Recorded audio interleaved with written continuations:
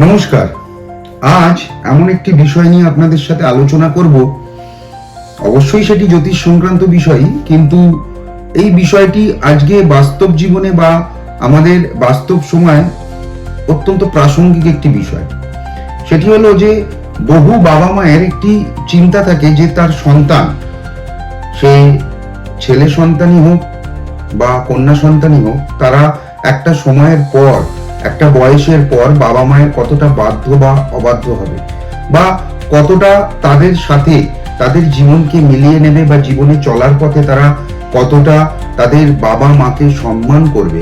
দেখুন, অর্থ উপার্জন করে, ভালো চাকরি করে, ভালো প্রতিষ্ঠা পেয়ে অনেক সময় দেখা যায় যে অনেক মানুষ আছেন যারা তাদের বিভিন্ন কর্মসূত্রে তাদেরকে বাইরে চলে যেতে হয়।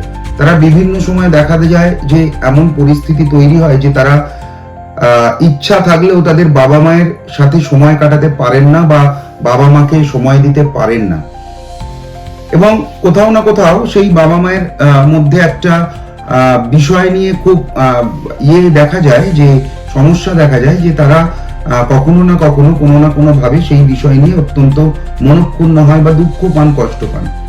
কিন্তু কি এমন বিষয় যে বিষয়ের উপর নির্ভর করে জ্যোতিষ শাস্ত্র বলেছে যে আপনার সন্তান একটা সময়ের পর বা ছোট থেকেই আপনার বাধ্য বা অবাধ্য হবে? বা কি এমন বিষয় যে বিষয়ের ক্ষেত্রেও দেখবেন যে বেশ কিছু সন্তান আছে যারা কিন্তু তাদের বাবা মায়ের শেষ দিন পর্যন্ত তাদের সাথে অত্যন্ত ভালোভাবে সম্পর্ক রাখে, সে যে কোনো পরিস্থিতিতেই হোক সম্পর্ক রাখে, এবং তাদের সেই সুন্দর যে সম্পর্ক ছোটবেলায় বাবা মায়ের সাথে ছিল, সেই বাবা মায়ের সাথে সেই সম্পর্ক মৃত্যু পর্যন্ত থেকে যায়। আবার বিশেষ বিশেষ কিছু ক্ষেত্রে দেখবেন এটাও দেখা যায় যে কিছু কিছু সন্তান ছোট থেকেই 5 বছর 6 বছর বয়স থেকেই বাবা মায়ের চূড়ান্ত অবাধ্য, কোনো কথাই শোনে না, এবং যত বয়স বাড়তে থাকে তত এই বিষয়গুলো কিন্তু বাড়তে থাকে। এর প্রথম এবং প্রধান কারণ যেটা জ্যোতিষশাস্ত্রের বিভিন্ন গবেষণামূলক কাজকর্মের পর, বিভিন্ন গবেষণামূলক নথি ঘাটার পর এরকম একটা সিদ্ধান্তে এসে পৌঁছানো যায়, এটা সম্পূর্ণ আমার ব্যক্তিগত একটি গবেষণা বা ব্যক্তিগত একটি রিসার্চ বলতে পারেন জ্যোতিষশাস্ত্র নিয়ে। বিভিন্ন ক্ষেত্রে আমি বিভিন্ন ক্লায়েন্টের চার্টে দেখেছি, বিভিন্ন মানুষের চার্টে দেখেছি যে কেন এই ঘটনা ঘটে। এর জন্য দরকার কিন্তু অ্যাকচুয়ালি বাবা মা এবং সেই সন্তানের জন্ম চার্ট। খুব সহজভাবে যদি আপনাদের বোঝাই, তাহলে কিন্তু আপনাদেরকে দেখতে হবে যে আপনার যে লগ্ন চার্ট, ধরুন আপনি বাবা, আপনি একটি সন্তানের বাবা, আপনার যে লগ্ন চার্ট, সেই লগ্ন চার্ট থেকে আপনার সন্তানের যে লগ্ন, সেই লগ্ন কেন্দ্র বা ট্রায়ানে অবস্থান করছে কিনা। যদি পরে ট্রায়ানে অবস্থান করে, ধরা যাক আপনার লগ্ন মেষ, আপনার সন্তানের লগ্ন মেষেই হলো, অথবা সিংহে হলো, অথবা ধনুতে হলো, এই যে ট্রায়ান, এই ট্রায়ানে যদি পরে হয়, তাহলে পরে কিন্তু সেই সন্তান সেই বাবার অত্যন্ত বাধ্য, এবং অত্যন্ত সেই বাবার সাথে তার একটা আত্মিক সংযোগ তৈরি হবে। এবার যদি পরে কেন্দ্রে হয়, ধরুন আপনার লগ্ন মেষ, আপনার সন্তানের মেষ, কর্কট, তুলা বা মকরের ঘরে লগ্ন হলো, তাহলে সেই সন্তানও কিন্তু আপনার বাধ্য হবে। এবার এই দুটো বাধ্যতার মধ্যে কিছু পার্থক্য অবশ্যই থাকবে। তো মূল যে কথা, সেই কথা হলো যে যদি পরে আপনার লগ্নের সাথে আপনার সন্তানের লগ্ন কখনো কোনোভাবে ট্রায়ান বা কেন্দ্র ভাবে অবস্থান করে যায়, তাহলে পরে সেই সন্তানের সাথে আপনার কিন্তু যে সামঞ্জস্যতা, যে বোঝাপড়া, সেটা কিন্তু মৃত্যু ঠিক থাকবে। এবং যদি পরে ধরুন দেখা গেল যে আপনার সাথে হলো না, আপনার স্ত্রী বা সেই সন্তানের মায়ের সাথে, সেই সন্তানের মায়ের লগ্নের সাথে সন্তানের লগ্ন ট্রায়ান বা কেন্দ্রভাবে অবস্থান করে, তাহলে পরে দেখবেন যে মায়ের সাথে তার কিন্তু সামঞ্জস্যতা বেশি হবে, বোঝাপড়া বেশি হবে। অনেক ক্ষেত্রেই কি সর্বক্ষেত্রেই দেখবেন এটি আমরা দেখতে পাই যে সন্তান বাবা বা মায়ের মধ্যে একজনকে বেশি ভালোবাসে, বেশি স্নেহ করে। হয়তো তার বহিঃপ্রকাশ ঘটে না, কিন্তু বোঝা যায় এটা।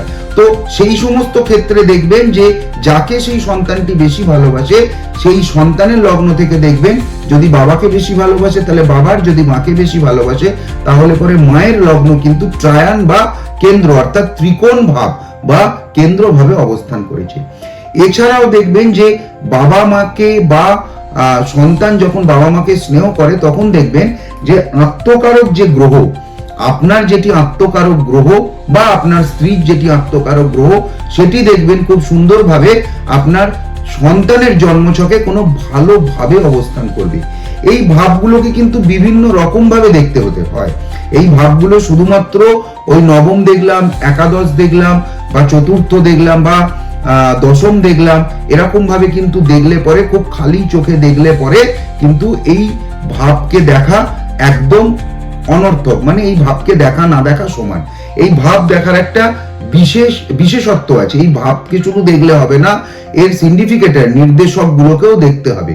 এই আত্মকারক গ্রহ যেটি আপনার, আবারও বলছি, সন্তানের আত্মকারক গ্রহ, সেই আত্মকারক গ্রহ আপনার বা আপনার স্ত্রীর জন্মচাটে খুব সুন্দরভাবে দেখতে হয় যে কোন কোন ভাবকে সে সিগনিফিকেট করে দিয়েছে, নক্ষত্রগতভাবে, দৃষ্টিগতভাবে, অবস্থানগতভাবে।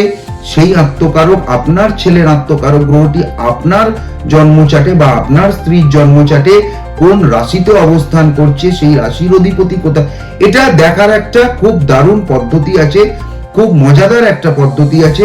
তো এইভাবে যত দেখবেন, যত সেই নির্দেশকগুলো খুব সুন্দরভাবে আপনার সামনে উজ্জ্বল হয়ে ফুটে উঠবে ক্যালকুলেশনের মাধ্যমে, অঙ্কের মাধ্যমে, জ্যোতিষশাস্ত্রের যে অঙ্ক, যে সিস্টেম, সেই সিস্টেমের মাধ্যমে, তত দেখবেন সেই বাবা মায়ের সাথে সেই সন্তানের বোঝাপড়া, সামঞ্জস্যতা, বাধ্য অবাধ্যতা গুলো খুব দারুণভাবে সিগনিফিকেট হচ্ছে, খুব ভালোভাবে বোঝা যাচ্ছে। এবং এই জায়গা থেকেই দেখে আমরা কিন্তু বিশেষ বিশেষ সময় কিছু ক্লায়েন্টের যে প্রশ্ন থাকে, সেই ক্লায়েন্টকে কিন্তু আমরা বিশেষ বিশেষ সময় বলে থাকি যে আপনার সাথে আপনার সন্তানের যে যোগাযোগ, সেই যোগাযোগ কতদিন থাকবে বা কিভাবে থাকবে। অনেকেই দেখবেন, আমরা অনেকেই আছি শুধুমাত্র চার্ট দেখে বলি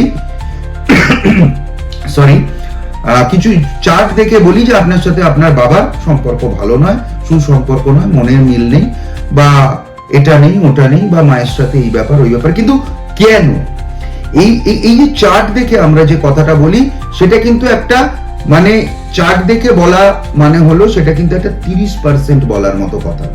কিন্তু যদি এই ব্যাপারটাকে খুব গভীরে গিয়ে দেখতে হয়, খুব গভীরতার সাথে এই বিষয়টিকে জানতে হয়। অনেক অনেক ক্লায়েন্ট আমার কাছে আসেন জানতে যে ছেলে মেয়ের সাথে তার পরবর্তীতে সম্পর্ক ভালো থাকবে কিনা, বা বাধ্য ছোটবেলায় সে বাধ্য ছিল, এটাই সে সারা জীবন থাকবে কিনা। কারণ তার সন্তান হয়তো ব্যাঙ্গালোরে চলে গেছে, কারোর সন্তান হয়তো হায়দ্রাবাদে চাকরি করতে চলে গেছে, কারোর সন্তান হয়তো বিদেশে চলে গেছে। এই সমস্ত ক্ষেত্রে বাবা মায়ের একটা ইনসিকিউর ফিল তো করেই, এটাই খুব ন্যাচারাল বিষয়, এটাই খুব স্বাভাবিক বিষয়।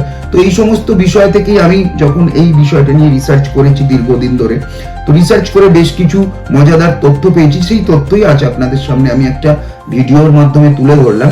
যে অনেকের মধ্যে এই প্রশ্ন থাকে যে বাধ্য অবাধ্যতা হবে কিনা, বা বাধ্যতাগুলো থাকবে কিনা, বা সে বাধ্য থাকবে কিনা একটা সার্টেন টাইমের পর। তো সবার প্রথমে কিন্তু শুধুমাত্র, আবারও বলছি, আপনার চার্ট বা আপনার সন্তানের চার্ট নয়, আপনার সন্তান এবং আপনার স্ত্রীর চার্টকে খুব ভালো করে এটা অ্যানালিসিস করতে হয়। তো কয়েকটি পয়েন্ট আপনাদের সাথে আজকে শেয়ার করলাম এই কারণে, জানার জন্য। হঠাৎ করে কিছুই হয় না। হঠাৎ করে যারা বলেন যে জ্যোতিষশাস্ত্র বাজে একটা শাস্ত্র, জ্যোতিষশাস্ত্র একটা ফেক, অনেকেই অনেক সময় অনেক জায়গায় বলেন। তো আমি কারোর প্রতি কোনো ক্ষোভ বা কোনো রাগ বলছি না, কিন্তু সবার প্রথম এই শাস্ত্রটার খুঁটিনাটিটা বুঝতে হবে, এর গভীরতায় ঢুকতে হবে, এটাকে নিয়ে রিসার্চ করতে হবে। তাহলে পরে বোঝা যাবে যে প্রত্যেকটা বিষয় একটার সাথে একটা কি সুন্দরভাবে ওতপ্রোতভাবে জড়িত। কারণ আমাদের জন্ম চার্টই আমাদের সম্পূর্ণভাবে জীবন থেকে মৃত্যু পর্যন্ত পরিচালনা করে। আমরা কিন্তু জন্মচাটের কাছে একটি শুধুমাত্র মেশিন বা কাঠের পুতুল। তো যাই হোক, যে কথা মূলত আমি বলছিলাম যে সন্তান বাধ্য বা অবাধ্য হবে কিনা, তো এই কয়েকটি পয়েন্ট আছে। এছাড়াও অনেক পয়েন্ট আছে, সেগুলো অবশ্যই যারা জ্যোতিষশাস্ত্র নিয়ে পড়াশোনা করেননি বা যারা জ্যোতিষশাস্ত্র নিয়ে খুব গভীরে গিয়ে পড়াশোনা করেননি, তাদের কাছে সেটা বোধগম্য হবে না বলেই আমি বললাম না। তা বলে এমন মনে করার কিছু বিষয় নেই যে তাদের আমি ছোট করলাম। যেগুলো সাধারণত যারা জ্যোতিষশাস্ত্র নিয়ে আলোচনা করেন বা ভিডিও দেখেন, তারা মোটামুটি এই বিষয়গুলো জানেন বলে এই ছোট্ট করে একটা বিষয় বুঝিয়ে দিলাম যে সর্বদা আপনার সন্তানের জন্ম লগ্ন, মানে D1 চার্টে যেটি লগ্ন আপনার সন্তানে, সেটি সবার প্রথম দেখুন যে আপনার এবং আপনার মিসেসের লগ্নের সাথে ট্রায়ান বা কেন্দ্রে আছে কিনা। এছাড়াও আত্মকারক গ্রহ, এছাড়াও অনেক নক্ষত্রের ব্যাপারে যে নির্দিষ্ট কিছু নক্ষত্র নবতারা চক্রমে গিয়ে দেখতে হয় সেই নক্ষত্রগুলো কোথায় কিভাবে অবস্থান করছে সরি, তো এগুলোর উপর নির্ভর করে যে সন্তান বাধ্য হবে না অবাধ্য হবে এবং সারা জীবন বাবা মায়ের সাথে তার বন্ডিং থাকবে কি থাকবে না। তো যাই হোক, এই হলো আজকের একটি ছোট্ট আলোচনা।